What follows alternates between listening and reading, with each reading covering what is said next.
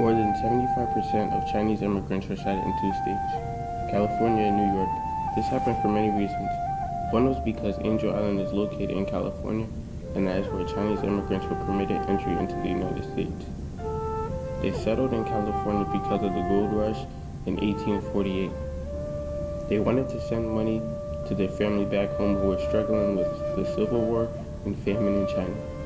They also settled in California to work on the railroads to help transportation all over America. Chinese immigrants were excluded from the American public, so they had to live in inner city ghettos and small little towns. They called them Chinatowns.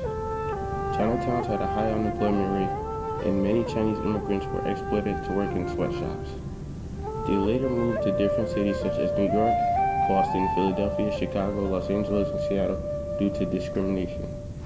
Even if a baby was born in America, it would not be allowed entry into American schools. The different types of people who emigrated were mainly illiterate peasants and manual laborers. They left to work in different places such as America and South Africa. The Chinese emigration was after slavery had ended and there was a shortage of manpower.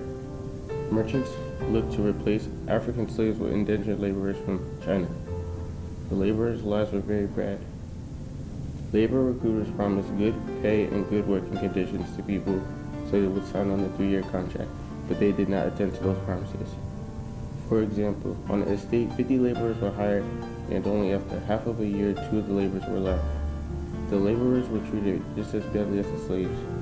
They were cheated of their wages, and because of that, they did not have enough money to return home after their contract was up. Not to mention, many of them died on the way due to bad transportation conditions.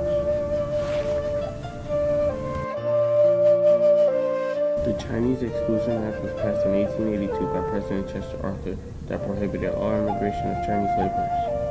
It stated that any skilled or unskilled laborers that entered the country had a chance of imprisonment and deportation.